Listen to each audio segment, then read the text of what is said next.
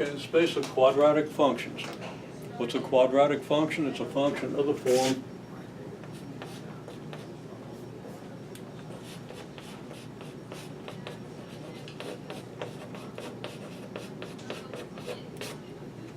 y equals ax squared plus bx plus c. Okay? Now,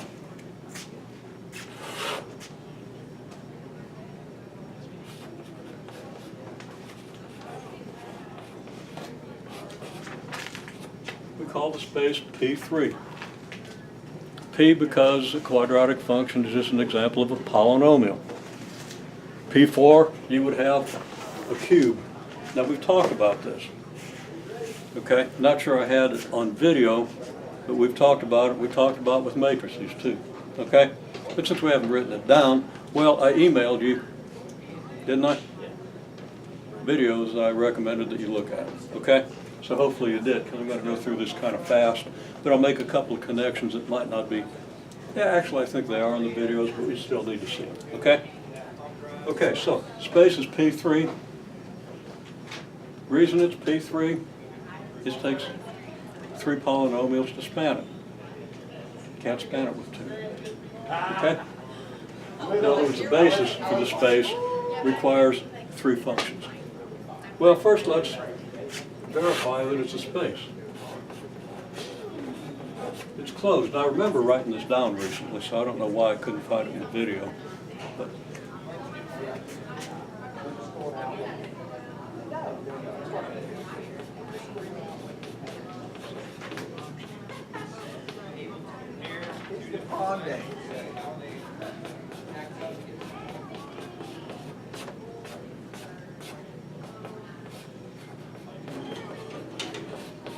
okay, if you have 2 polynomials, we call them a1 x squared plus b1x plus c1, a2 x squared plus b2x plus c2.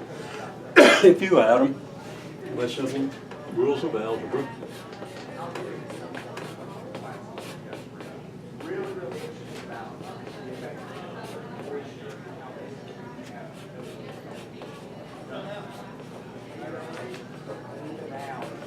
and that's also quadratic.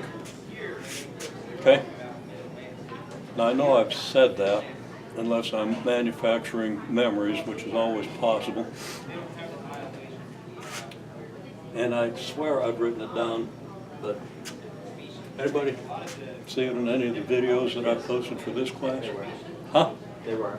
The Were videos that you sent in email? Well, the ones I sent you were not for this semester. Yeah, they were. You can tell looking at me, I was much younger a year ago.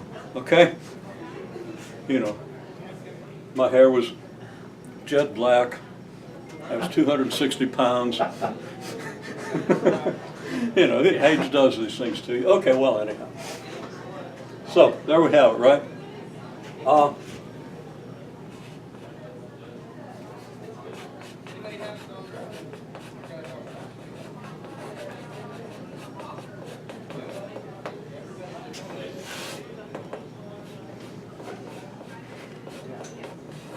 Additive identity, I'll call it I of x is 0. Okay?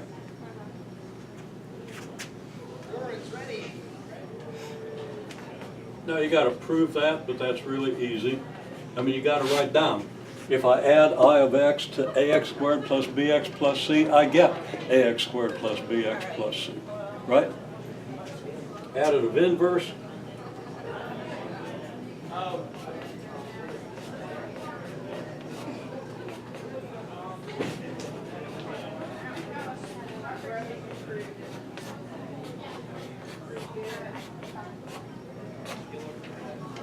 Negative ax squared minus bx minus c is a perfectly good quadratic polynomial. And when you add it to ax squared plus bx plus c, you get I of x, right? Because I of x is 0, and when you add these, you get 0. Okay? And the other property I think we talked about is if you multiply this by any number, you still get a quadratic polynomial. Okay? Those are the 4 properties I want you to be able to prove for any vector space. Okay? The rest of them are all, you know, for the vector spaces we talk about in this course, almost all of the others are trivial. Okay? Because couple of exceptions, but we're not even going to stress those spaces, okay? Make sense? So this both illustrates what we mean by a vector space, at least the three main properties and a fourth that I kind of referred to in the email, right? And we've done them, okay? You've got those in video. You've got plenty of reference to that, okay? So we've proven this is a vector space. Now, what's its dimension?